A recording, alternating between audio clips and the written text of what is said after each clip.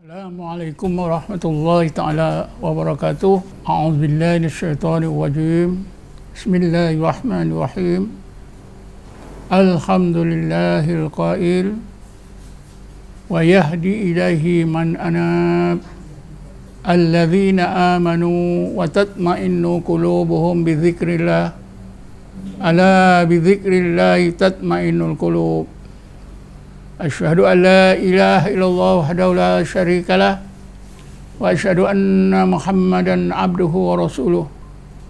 Allahumma shalli ala sayyidina Muhammadin nuril anwar wa ala alihi al-azhar wa ashabil akhyar sallim tasliman katsira. Allahumma nawwir qulubana binuri hidayatika kama nawwartal arda binuri syamsika abadan abada birahmatika ya arhamar rahimin. Para pendengar yang dirahmati Allah sekalian, alhamdulillah pada malam ini sekali lagi kita bertemu di udara, dan tajuk yang kita akan bincangkan pada malam ini adalah berkaitan dengan hikmah amalan bersolok yang keempat, iaitu amalan bersolok membantu menyegerakan tercapainya hati yang mutmainnah. Hati yang mutmainnah yang antara lain disebut oleh Allah dalam firman-Nya seperti yang saya telah bacakan di awal kuliah kita pada malam ini. Bismillahirrahmanirrahim. Wa yahdi ilahi man anab.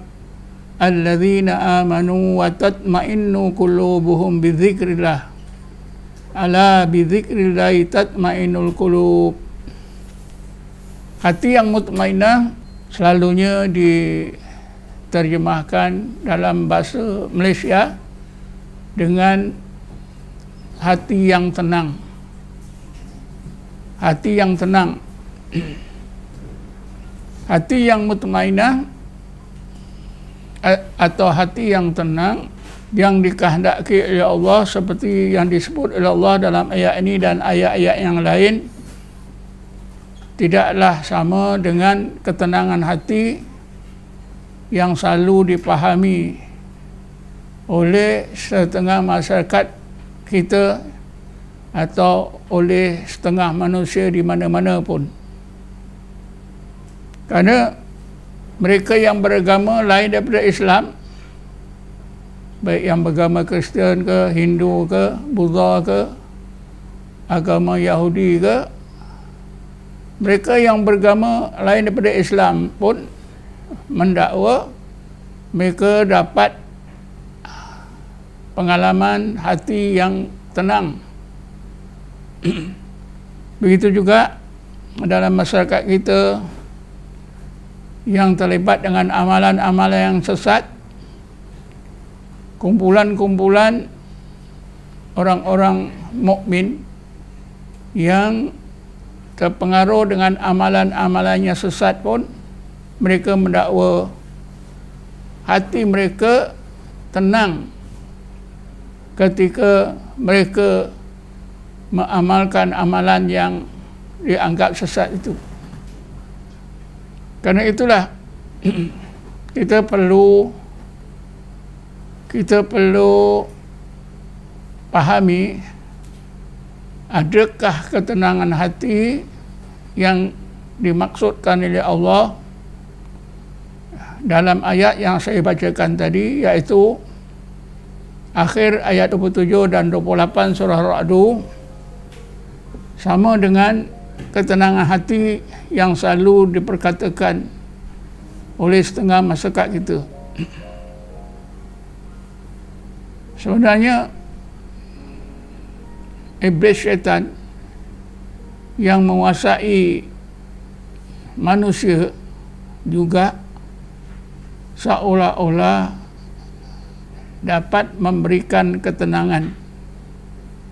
Jadi ketenangan yang didakwa oleh mereka yang beragama lain daripada Islam adalah sebenarnya ketenangan daripada pengaruh syaitan. Begitu juga ketenangan yang selalu didakwa oleh mereka yang ikut ajaran-ajaran sesat di dalam masyarakat Islam, juga ketenangan hati mereka adalah merupakan kesan daripada pengaruh iblis dan syaitan. Memanglah iblis dan syaitan selalu meniru, selalu memperdaya manusia dengan meniru apa yang baik dalam Islam, dikelirukan. Ini telah pun disebut oleh iblis di dalam Quran, di mana apabila iblis dimurkai oleh Allah, iblis bersumpah. Bismillahirrahmanirrahim. Qala rabbi bima aghwaytani la uzayyinanna lahum wa la ughawiyannahum fil ardi illa ibadaka minhum mukhlasin. Iblis bersumpah di dalam surga lagi dengan menyebutkan, ya Allah, disebabkan engkau telah menghukum aku sebagai makhlukmu yang derhaka dan sesat, maka aku bersumpah nascaya aku akan kelirukan anak-anak Adam ketika mereka hidup di dunia. Yang baik jadi jahat, yang jahat jadi baik. Macam-macam cara iblis mengelirukan pandangan orang-orang Islam. Termasuklah iblis boleh menjadikan hati seseorang itu seolah-olah macam tenang, macam sabar dan sebagainya. Tapi sebenarnya itu adalah perbuatan iblis. Hakikatnya bukanlah ketenangan, hakikatnya bukanlah kesabaran, tapi hakikatnya adalah merupakan tipu daya iblis yang sebaliknya. Ketenangan yang ditolak oleh Allah, tidak diridhai oleh Allah Subhanahu wa ta'ala. Karena itu kita perlu mengetahui ketenangan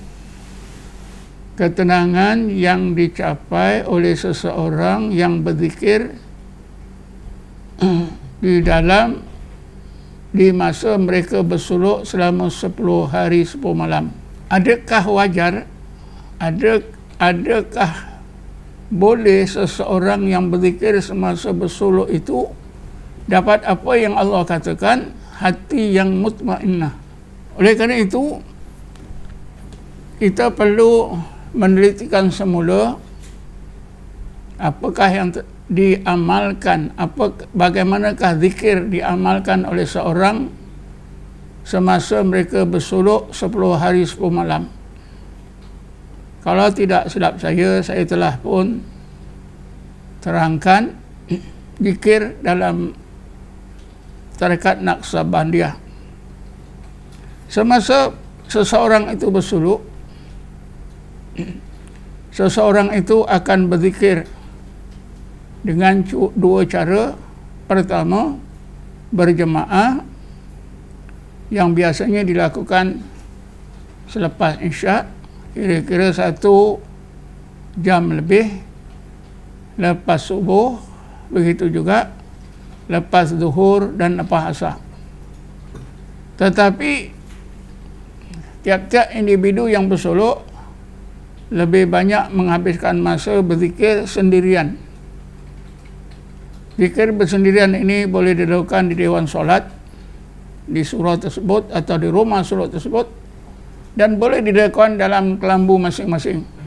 Dan masalah kelambu ini telah pun saya terangkan, dan ramai ulama dalam tarekat Naqsabandi telah terangkan. Jadi tak perlulah saya ulang kenapa dalam kelambu. Jadi apabila seseorang individu itu terlibat dengan dua cara zikir ini, berjemaah dan bersendirian yang berterusan selama 10 hari 10 malam, kebanyakan waktu digunakan untuk berzikir, maka tentulah kesan zikir itu begitu cepat masuk ke dalam hati, memenuhi ruang jasmani dan rohani. Mungkin ada baiknya kalau saya ulang sedikit cara-cara berzikir dalam hati yang dilakukan dalam tarekat Naqsabandiyah, iaitu seseorang itu sesudah membaca kaifiat zikir yang terbagi kepada 6 bahagian. Pertama sekali, istighfar sebanyak 25 kali dengan niat di dalam hati, ya Allah, ampunkanlah semua dosa-dosa aku, besar mana pun, banyak mana pun dosa aku, zahir dan batin, sehingga dosa-dosa aku bersih sebersih-bersihnya. Lepas itu diikuti dengan membaca Fatihah sekali, membaca suratul Ikhlas 3 kali. Selepas itu diniatkan supaya Allah sampaikan pahala bacaan Fatihah dan suratul Ikhlas itu kepada Rasulullah, kepada Ahlul Bait, khisian dan maknawian, dan juga kepada seluruh masaih yang terdapat dalam tarekat Naqsabandiyah Khalidiyah. Selepas itu berdoa, minta 5 perkara. Ya Allah, hampirkanlah diriku, zahir batin aku kepada Engkau sehampir-hampirnya. Ya Allah, tunjukkanlah jalan agamamu yang benar.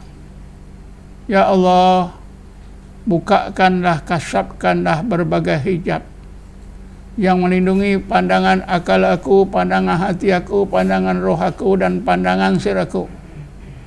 Ya Allah, limpahkanlah rahmat dan nikmat-Mu zahir dan batin selengkap-lengkapnya. Ya Allah, jadikanlah zahir dan batin aku mengingati Engkau sampai ke tingkat billah, zakiran billah. Sesudah itu diikuti dengan rabitah kubur, dibayang-bayangkan dirinya telah mati, dimandikan, dikapankan, disolatkan, dikebumikan, dan dirasakan seluruh tubuh, seluruh jasad jadi tanah. Kemudian dibayangkan hari kiamat pun berlaku dan dirinya diletakkan oleh Allah di padang mahsyar dalam keadaan penuh dosa, lalu minta keampunan sekali lagi. Ya Allah, ampunkanlah semua dosa-dosa aku, yang zahir, yang batin, yang kecil, yang besar, yang aku tahu, yang aku tak tahu, yang aku sengaja, yang aku tak sengaja. Bersihkanlah ya Allah zahir batinku daripada semua dosa. Lepas tu minta syafaat Nabi Muhammad dan para Nabi dengan menyebut, ya Allah, aku minta kepada Engkau syafaatul kubra yang Kau kurniakan kepada Nabi-Mu Muhammad sallallahu alaihi wasallam, dan aku juga minta berbagai syafaat daripada Nabi-Nabi, para Nabi dan Rasul yang lainnya. Aku minta kepada Engkau ya Allah keberkatan para masyaikh yang terdapat dalam silsilah at-tariqah Naqsabandiyah al-Ulia ni ya Allah. Begitu juga aku minta keberkatan para masyaikh yang beramal dengan berbagai tarekat lainnya ya Allah. Lalu diakhiri dengan doa munajat, ilahi anta maksudi wa ridhaka matlubi. Dibaca 3 kali, lalu berzikir di dalam hati. Dimulai dengan latifah yang pertama, di bawah sebelah kiri dinamakan Latifatul Qalbi, dengan zikir Allah Allah dalam keadaan kedua-dua mata kejam, bibir terkatup, lidah naik ke langit-langit mulut, disebut Allah Allah Allah Allah, sambil ingatkan wujudnya Allah, ingatkan tujuan hidup hanyalah Allah, la maqsudah illallah. Sesudah dirasakan dalam Latifatul Qalbi itu mantap zikir sebutan Allah Allah, berpindahlah pada latifah yang kedua, makom zikir yang kedua, iaitu Latifatul Ruh yang terletak di bawah sebelah kanan. Begitulah diisi di situ sehingga merasa zikir Allah Allah di Latifatul Qalbi itu mantap.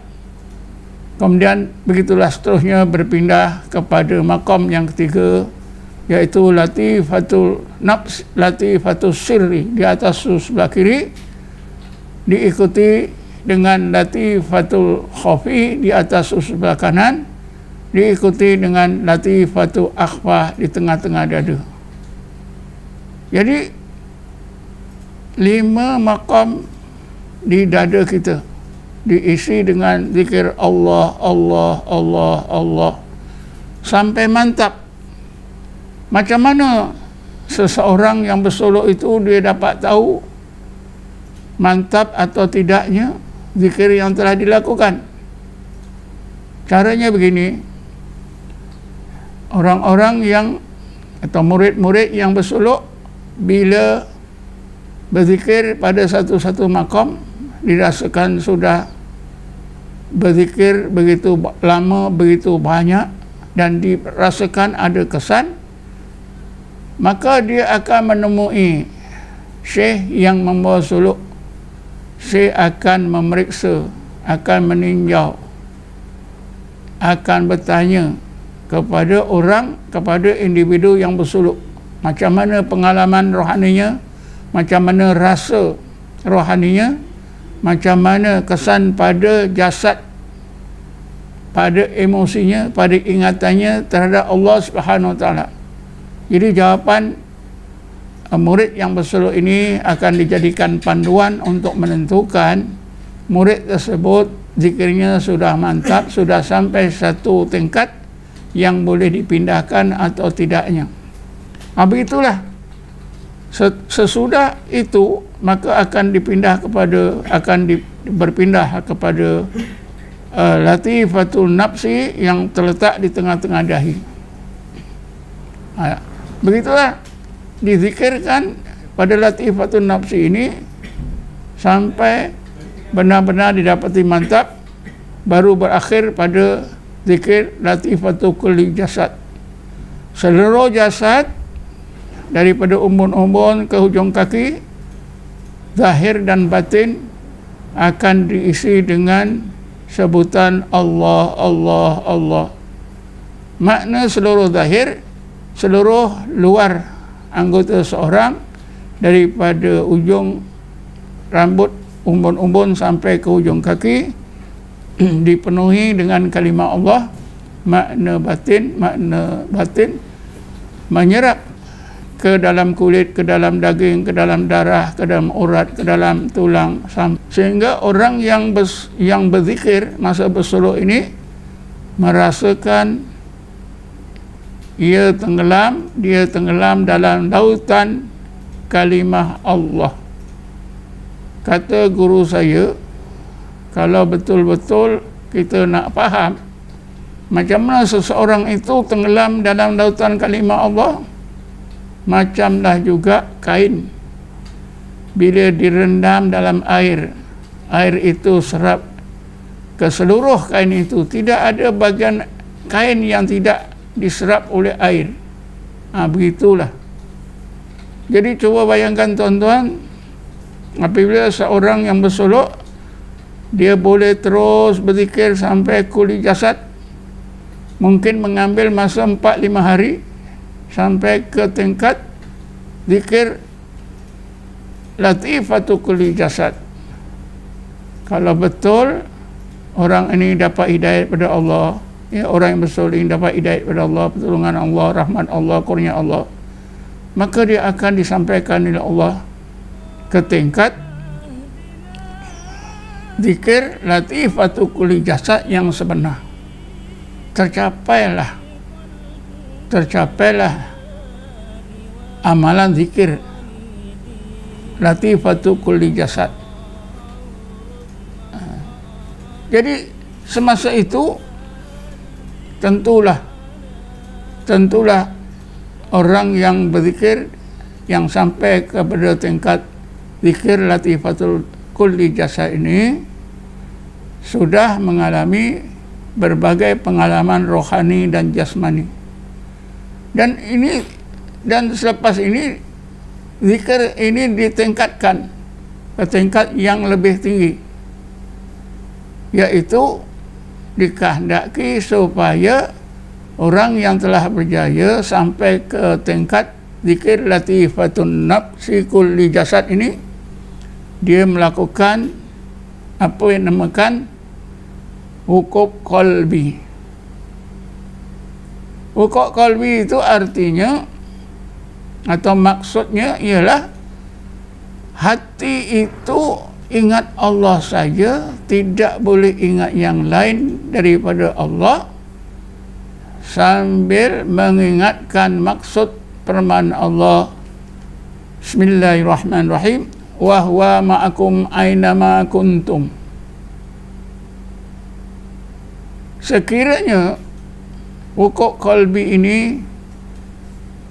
diamalkan dengan bersungguh-sungguh dan dapat bantuan daripada Allah, kurnia daripada Allah, rahmat daripada Allah, takdirnya orang tersebut disampaikan oleh Allah ke tingkat wukuf qalbi. Maka orang yang dikurniakan oleh Allah wukuf qalbi ini, ingatannya tertumpu kepada zat Allah yang laisa kamitslihi syai'un, zat Allah yang tak ada sesuatu yang serupa dengannya, yang tak boleh dikenal, tak boleh diganding, tak boleh dimisalkan. Karena zat Allah, Allah saja yang mengetahui. Orang tersebut akan merasa berdepan dengan zat Allah yang tak boleh dirupa, tak boleh dibanding, tak boleh dikenal, yang wujud, wajibal wujud. Tentulah ketika itu tuan-tuan, orang yang duduk dalam hakikat wukuf qalbi ini,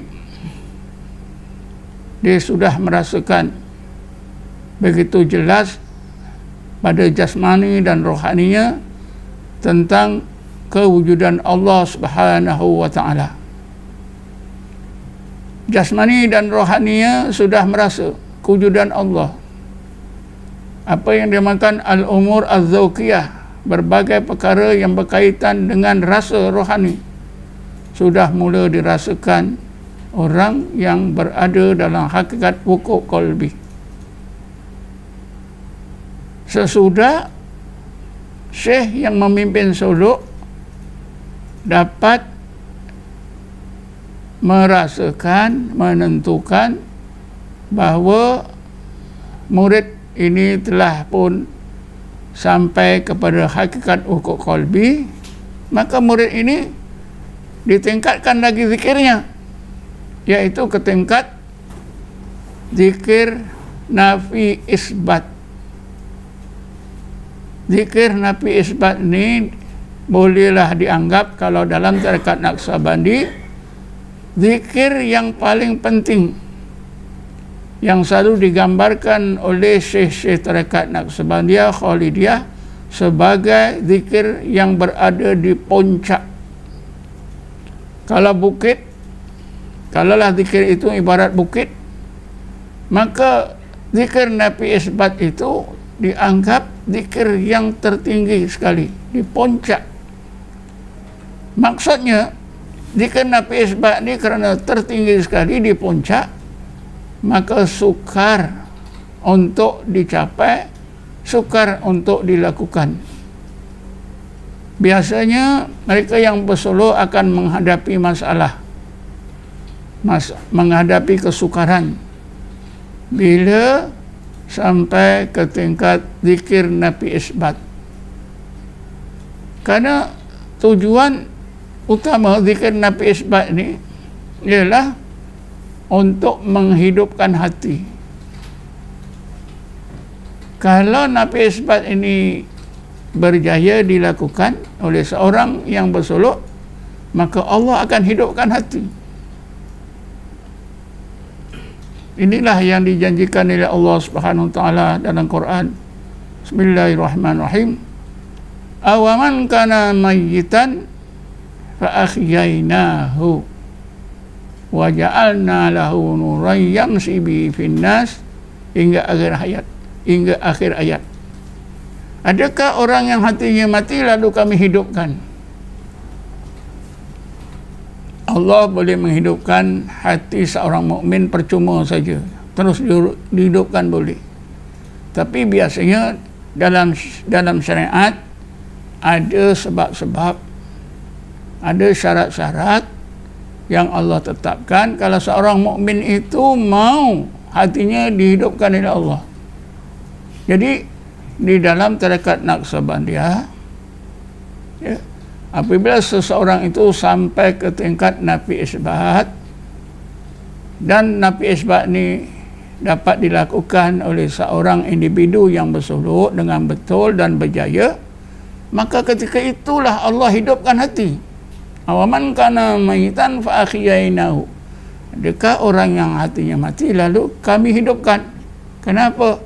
Karena dia berzikir, ya, daripada zikir 7 lataif, latifatul qalbi, latifatul roh, latifatul sir, latifatul khafi, latifatul ahfal, latifatul nafsi, latifatul kulli jasad, terus meningkat kepada wukuk qalbi, terus sampai ke tingkat zikir nafi isbat.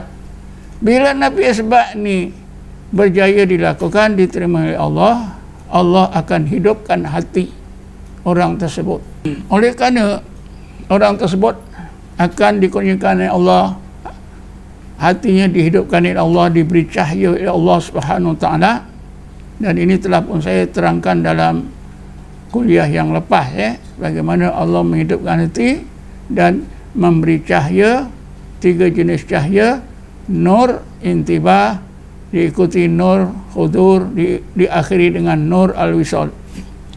Jadi kita tumpukanlah perhatian kita pada malam ni, bagaimana nafi isbat ni sangat penting, sehingga kalau seorang yang bersolok itu berjaya melakukan nafi isbat, hatinya akan dihidupkan oleh Allah, diberi cahaya oleh Allah Subhanahu wa taala. Rasanya kita perlu melihat sepintas lalu, ya, amalan nafi isbat ini.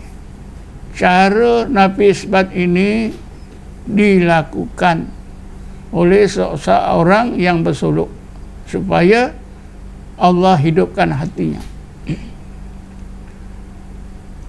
Sesudah seseorang yang bersolok tadi berjaya, ya, berjaya mengamalkan apa yang diistilahkan wukuk qalbi. Wukuk qalbi telah berjaya diamalkan dan dicapai. Benar-benar orang ini berada dalam wukuk qalbi. Hatinya ingat Allah saja, tidak ingat yang lain. Maka ketika itulah, ya, individu ini dikurniakan, dialihkan, ditingkatkan zikirnya ke tingkat zikir nafi isbat. Zikir nafi isbat ini dilakukan dengan 7 syarat. Sebab itulah nafi isbat ni susah nak dilakukan. Dianggap sebagai amalan dalam tarekat Naqsabandiyah yang di puncak. Maksud di puncak itu biasanya pendakian seorang pada sebuah bukit itu, untuk sampai ke puncak itu sangat sukar. Begitulah, ya. Jadi bila seorang itu sampai ke dipindahkan zikirnya ke tingkat nafi isbat, maka nafi isbat ini akan mula diajarkan oleh syekh atau wakil syekh bagaimana nak lakukan nafi isbat. Untuk memahami, mengingat kaedah melakukan nafi isbat ini pun sukar, terutamanya mereka yang agak lemah ingatannya, agak lemah kepahamannya, seperti orang yang dah tua, ya, biasanya sukar nak memahami 7 syarat nafi isbat ni. Apakah 7 syarat ni? Yang pertama, syarat pertama, seorang yang nak melakukan nafi isbat, hendaklah orang tersebut dalam keadaan wukuf qalbi. Yang kedua, nafi isbat itu hendaklah dibuat semasa menahan nafas. Kaedah menahan nafas ni pun susah nak dipahami oleh orang yang bersolok, terutama orang tua atau orang yang lemah ingatan, lemah kepahaman, susah. Yang ketiga, nafi isbat ini hendaklah nak membuat nafi isbat ni hendaklah dibayangkan satu garisan bermula daripada satu garisan di luar badan, bermula daripada bawah pusat, tegak naik sampai ke umbun-umbun, lalu garisan ini menurun ke bahu, arah bahu kanan sesampai setentang bahu kanan turun, ya, menjunam setentang melalui tegak latifatul qalbi. Jadi gambaran garisan ini seperti nombor 4 yang terbalik. Syarat yang keempatnya, ya, hati hendaklah membaca dan ingatan hendaklah membayangkan kalimah la itu daripada bawah pusat ikut garisan yang menegak sampai ke umbun-umbun tadi, la.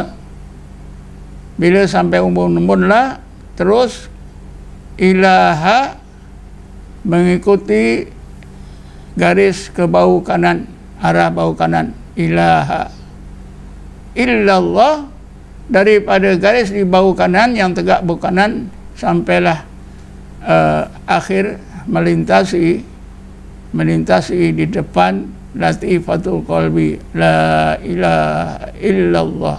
Syarat yang kelima ketika melakukan nafi isbat la ilaha illallah itu hendaklah diingatkan maknanya la maksuda illallah, la maksuda illallah. Kenapa ditumbuhkan makna la maksuda illallah?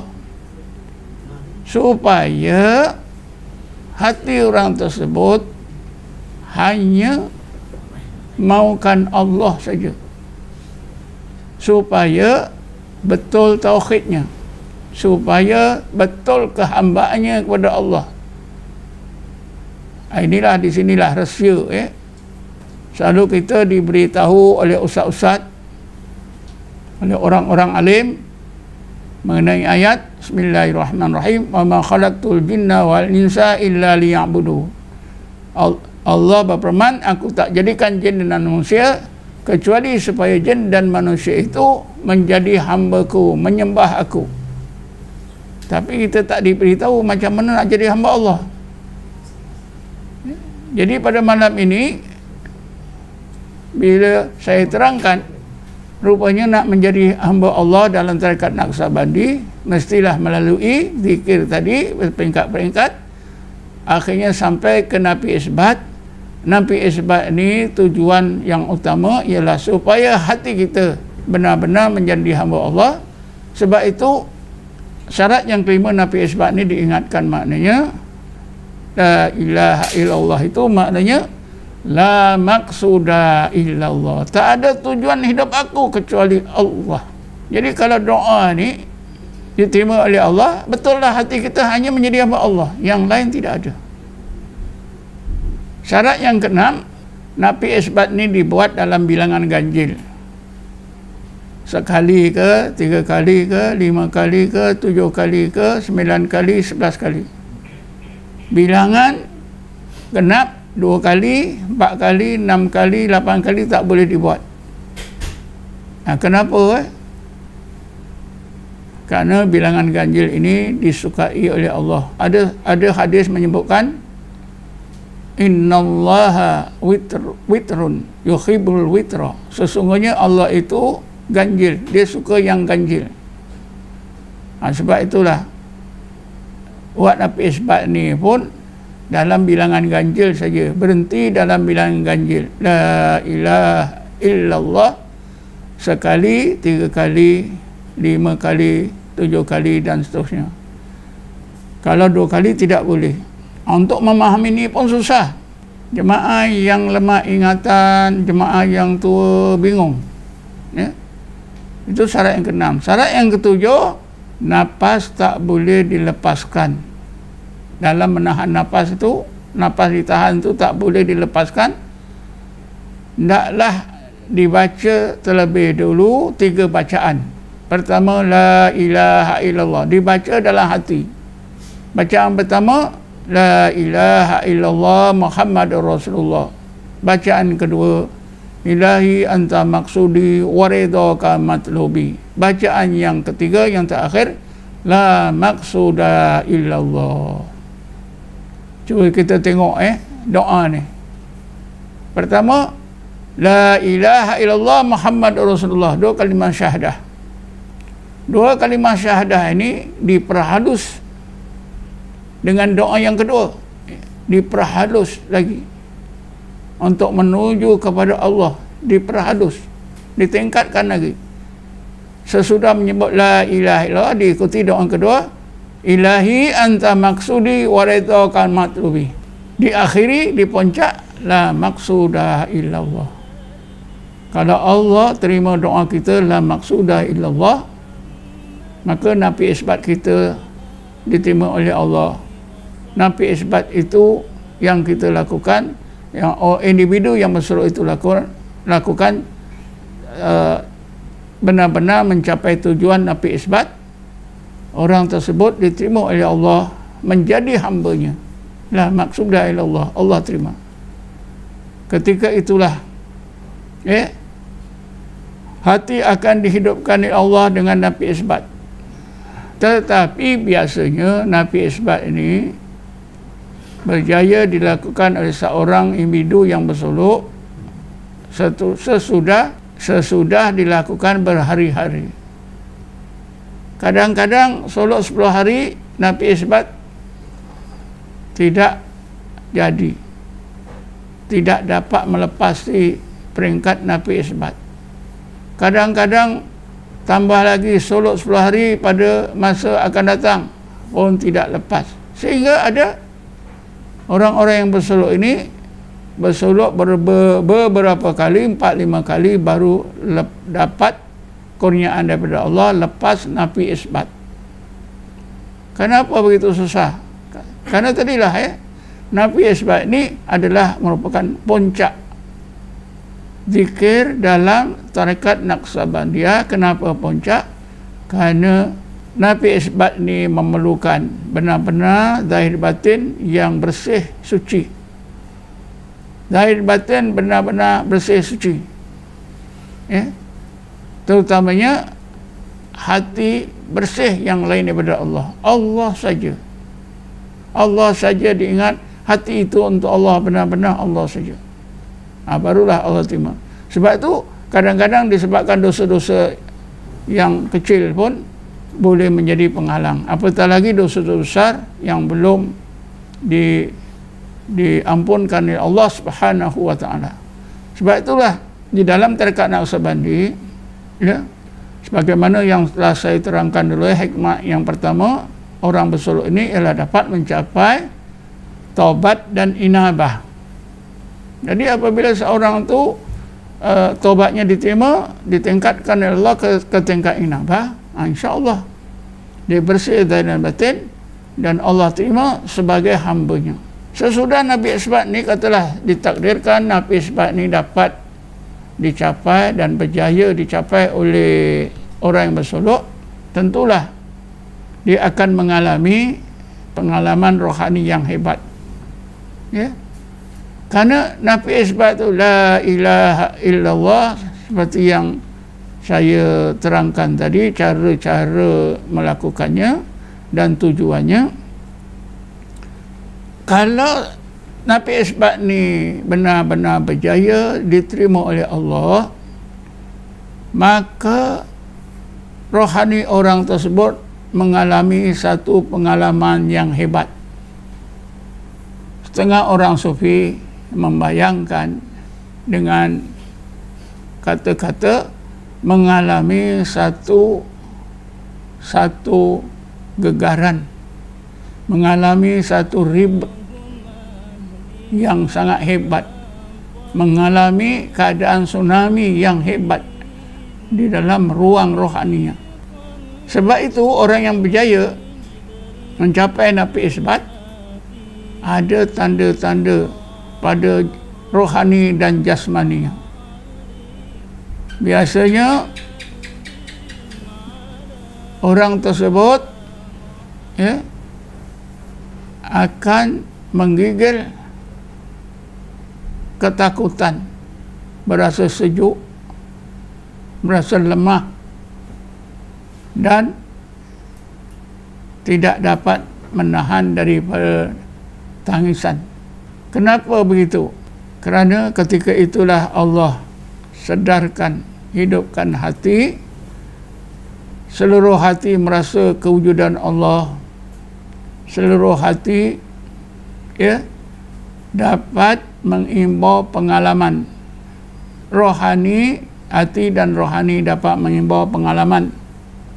Ketika roh belum dimasukkan ke tubuh, di mana Allah berfirman kepada para roh manusia dengan firman-Nya, Bismillahirrahmanirrahim, alastu bi rabbikum qalu bala syahidna. Wahai para roh manusia, tidakkah aku ni Tuhan kamu? Maka para roh manusia menjawab, bala, bahkan ya Allah engkau lah Tuhan kami, syahidna, kami saksikan. Jadi pengalaman roh sebelum masuk ke tubuh dapat dirasai oleh roh orang yang bersolok. Tentulah kesannya sangat hebat. Kalau seorang yang kehilangan ibu atau kehilangan anak bertahun-tahun, 10 tahun, 15 tahun kemudian bertemu mak atau bertemu anak, bagaimana keadaannya kita dapat gambarkan. Ini bukan bertemu mak, bertemu bapa, bertemu anak. Ini roh bertemu Allah. Tentulah kesannya sangat hebat. Di dalam Quran disebut kesan ini, Bismillahirrahmanirrahim, taksairu minhu juludul ladina yakhshawna rabbahum. Menggigil seluruh anggota orang yang hatinya takut kepada Allah. Summa talinu juluduhum wa qulubuhum ila dzikrillah. Kemudian bertukarlah, Allah tukarkanlah keadaan takut, keadaan menggeletar anggota itu. Hati ditukarkan oleh Allah kepada tenang, lembut dan tenang. Seluruh anggota juga jadi stabil. Summa talinu. Di sini kita temui.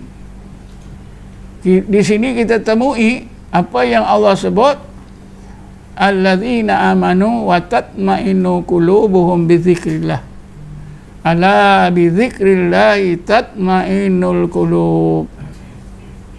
Rupanya bukan senang orang yang berzikir untuk dapat ketenangan hati, mutmainnah hati.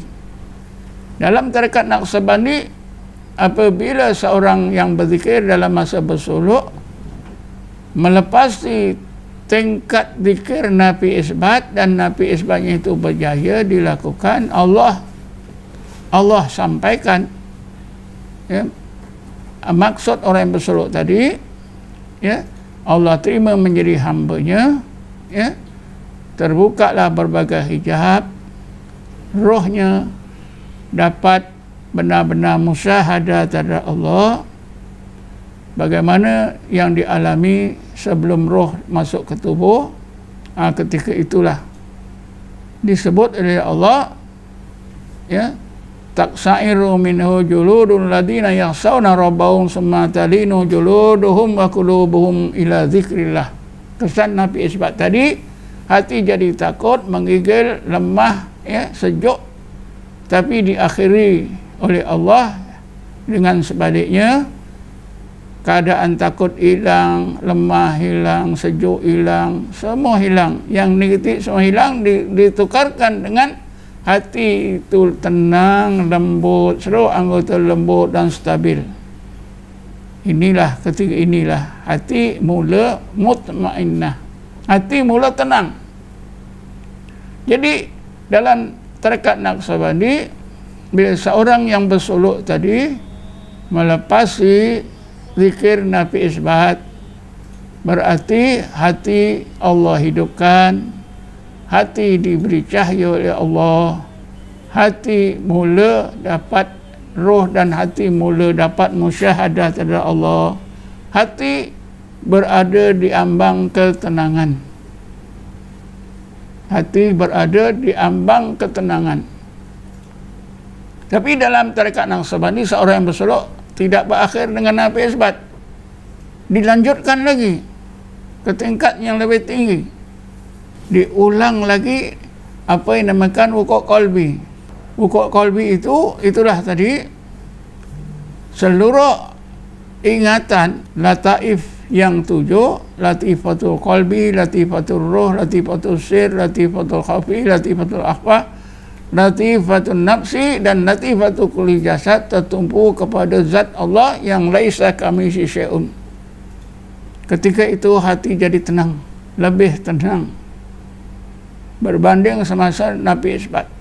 Sesudah itu orang yang bersolok tadi akan ditingkatkan lagi ke tingkat muraqabah. Dimulai dengan muraqabah ahadiyah, diakhiri dengan muraqabah ma'iyah. Ketika seseorang itu sampai ke tingkat yang terakhir, yaitu muraqabah ma'iyah, berdasarkan kepada firman Allah, wa huwa ma'akum aynama kuntum, Allah itu serta kamu dimanapun kamu berada.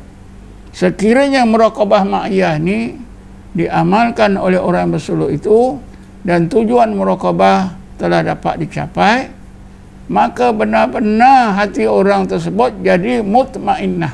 Kenapa bila seorang yang bersolok sampai ke muraqabah ma'iyah, hati jadi tenang setenang-tenangnya?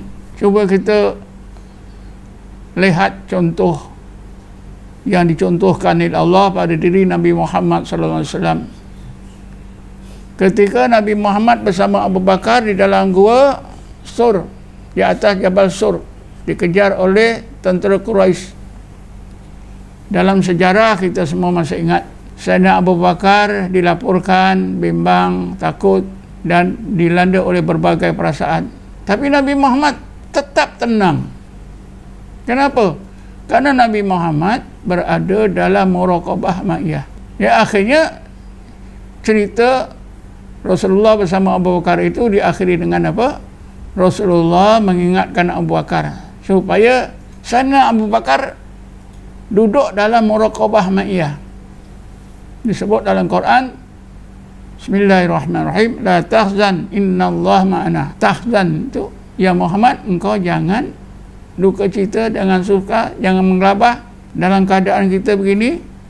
Kenapa? Innallaha ma'ana. Sesungguhnya Allah itu beserta kita. Wa huwa ma'akum aina ma kuntum. Jadi Sayyidina Abu Bakar dapatlah masuk ke dalam daerah muraqabah ma'iyah. Muraqabah ma'iyah itu menjadikan hati Abu Bakar tenang, hilang takut, hilang bimbang, apa semua. Tenang setenang-tenangnya bersama Rasulullah SAW.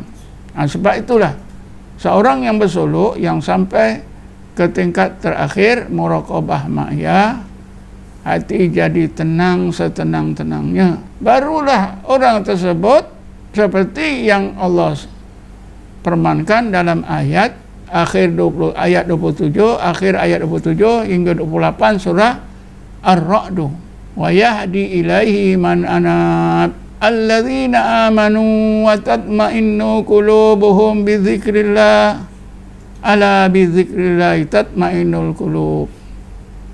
Allah sentiasa memberi hidayat kepada orang-orang yang bertaubat dan taubatnya sampai kepada inabah. Mereka itu ialah orang yang ada 3 syarat. Pertama, beriman. Kedua, beramal soleh. Ketiga, hati mereka mutmainnah bizikrillah. Alladzina amanu wa tatma'innu qulubuhum bizikrillah. Ada 3 syarat. Pertama, beriman. Kedua, beramal soleh. Ini insya-Allah orang mukmin semua ada. Beriman, amal soleh semua ada. Tapi yang tak ada, wa tatma'innu qulubuhum bizikrillah. Hati mereka mutmainnah dengan zikrullah. Tapi naklah ingat, bukan sebarang zikir, bukan sebarang zikrullah boleh hati itu jadi tenang. Bukan dengan cara kita bertahlil la ilaha illallah 1000 terus jadi tenang. Bukan hanya kita punya Allah Allah 1000 terus jadi tenang. Nak dapat usaha kita untuk membentuk hati kita untuk mencapai ketenangan hati seperti yang Allah kehendaki dalam tarekat Naqsabandi, ya, terpaksa seseorang itu mesti beramal dengan zikir sir Allah Allah, dan mestilah dia menjalani amalan suluk selama 10 hari sekurang-kurangnya. Ditakdirkan dapat rahmat Allah, pertolongan Allah, perjalanan suluknya semuanya baik, disampaikan oleh Allah kepada tingkat yang terakhir, yaitu muraqabah ma'iyah. Barulah hati orang tersebut menjadi hati yang mutmainnah dengan zikrullah. Jadi kita nampak apa yang dimaksudkan oleh Allah dalam ayat tadi, wa tatma'innu qulubuhum bizikrillah. Zikir yang boleh menjadikan hati kita mutmainnah itu dalam Naqsabandi macam itu. Jadi kalau seorang yang belajar tarekat Naqsabandi dia tak mau bersuluk, tentulah sukar untuk mendapat hati yang mutmainnah. Apatah lagi, ya, mereka yang tak berzikir, yang berzikir tak bersuluk pun sukar. Jadi kita nampak, ya, amalan bersuluk ini adalah satu amalan yang bila dilakukan dapat memudahkan seseorang yang bersuluk itu mencapai hati yang mutmainnah yang dikehendaki oleh Allah, dimaksudkan oleh Allah dalam ayat 28 surah Ar-Ra'd, alladzina amanu wa tatma'innu qulubuhum bi dzikrillah ala bi dzikrillah tatma'innul qulub. Bila hati orang yang bersuluk tadi mutmainnah kerana telah melepasi perjalanan yang terakhir, yaitu muraqabah ma'iyah, hati sudah menjadi mutmainnah, maka orang tersebut akan dikurniakan oleh Allah 5 atau 6 kurnia yang disebut oleh Allah dalam ayat 27 hingga 30 suratul Fajr. Bismillahirrahmanirrahim. Ya ayyatuhan nafsul mutmainnah. Tadi hati yang mutmainnah, nafsul mutmainnah ini akan dikurniakan oleh Allah 5 atau 6 kurnia. Mula-mula Allah panggil, Allah jemput, ya ayyatuhan nafsul mutmainnah, wahai hati, wahai roh, wahai jiwa yang mutmainnah, irji'i ila rabbiki. Pertama, irji'i ila rabbiki, kembalilah kepada Tuhan kamu. Tadi dipalingkan, ya, direwindkan semula, diimbaukan semula pengalaman roh sebelum masuk ke tubuh, di mana roh itu kerana Allah musyahadah terhadap Allah, roh itu berkata qalu bala syahidna. Bila Allah panggil, ya ayyatuhan nafsul mutmainnah irji'i ila rabbiki, jadi tenang hati, ya. Yang pertama, dapat mengenal Allah semula seperti dahulu. Irji'i. Kenapa disuruh balik? Kerana dah jauh dari Allah. Dengan perintah Allah barulah dapat mengenal Allah, mengenal Allah seperti dulu semula. Radiyatan mardiyah, dalam keadaan redha. Pasal apa? Ilahi anta maksudi wa redha kama tulbi. Doa munajat. Radiyatan mardiyah, dan dalam keadaan redha dan redha oleh Allah. Fadkhuli fi ibadi. Kurnia yang lain, Allah pilih kita, dimasukkan kita ke dalam kumpulan hamba-hambanya. Dalam hukum sosial manusia, hamba itu hina. Tapi dalam hukum Allah, hamba itu raja, mulia sangat. Seperti Rasulullah diberi gelaran oleh Allah hambanya. Karena itu maka Rasulullah sangat mulia di sisi Allah Subhanahu wa taala. Fadkhuli fi ibadi. Masuklah dalam kumpulan hamba-hambaku. Fadkhuli jannati. Masuklah dalam surgaku. Ulama tasawuf kata fadkhuli jannati ini, masuklah dalam surga kerana musyahadah kepada aku ketika di dunia dan melihat aku dengan mata kepala di akhirat nanti. Jadi inilah yang dimaksudkan mutmainnah. Jadi kesimpulannya, para pendengar sekalian, cukup jelas ya. Amalan bersuluh itu dapat membantu seseorang yang berzikir, terutamanya zikir dalam tarekat Naqsabandiyah, untuk dapat kurnia daripada Allah, ketenangan hati yang mutmainnah. Dengan itu berarti ilmu orang tersebut juga ditingkatkan daripada ilmu kepada makrifah, daripada ilmu di akal kepada ilmu dalam hati. Karena makrifah atau ilmu dalam hati ini dapat menenangkan hati. Ya. Kan Nabi Ibrahim disebut oleh Allah dalam surah Baqarah, Bismillahirrahmanirrahim. Wa idh qala Ibrahimu rabbi arini kaifa tuhyil mauta qala awalam tu'min qala bala walakin liyatma'inna qalbi, hingga akhir ayat. Ingatlah kamu ketika Ibrahim alaihissalam munajat kepada Tuhannya Allah, ya Allah, tunjukkan aku bagaimana engkau menghidupkan orang yang mati. Maka Allah berfirman untuk mengajar manusia, wahai Ibrahim, adakah engkau tidak beriman? Nabi Ibrahim menjawab, ya Allah, aku telah beriman kerana engkau telah kurniakan kepada aku ilmu tentang kodrat iradahmu. Aku dah tahu dengan kodrat iradahmu engkau boleh menghidupkan orang yang mati. Tapi kalau engkau tunjukkan macam mana engkau menghidupkan orang mati, maka dapatlah hatiku ini mutmainnah. Jadi ilmu Nabi Ibrahim ketika ilmu biasa pada akal mampu untuk dia beriman, tapi hati tak mampu mutmainnah. Jadi apabila Allah tunjukkan bagaimana Allah menghidupkan yang mati, iaitu burung-burung hidup semula, maka ilmu Nabi Ibrahim ditingkatkan kepada makrifah, hati Nabi Ibrahim jadi mutmainnah. Jadi begitu jugalah orang yang bertarekat Naqsabandi, yang bersuluk, bila dia sampai ke tingkat yang terakhir, perjalanan amalan terakhir, iaitu muraqabah ma'iyah, hati jadi mutmainnah, maka dengan sendirinya ilmu orang tersebut ditingkatkan daripada akal ke dalam hati, daripada ilmu kepada ma'rifatullah. Jadi saya fikir sudah saya terangkan dah ya, bagaimana amalan bersuluk itu benar-benar dapat membantu orang yang bersuluk, yang bersungguh-sungguh ya, mengikut disiplin, ikut jaga adab, dia akan dapat kurniaan daripada Allah, hati yang mutmainnah setelah mereka melepasi zikir lataif yang 7, diikuti dengan nafi isbat, diikuti dengan muraqabah akhadiyah, dan berakhir dengan muraqabah ma'iyah. Setakat ini saja, wallahu alam. Assalamualaikum warahmatullahi wabarakatuh.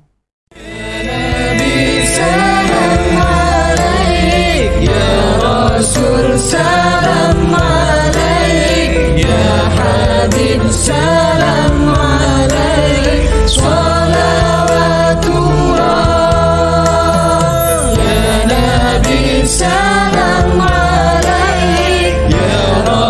bersama.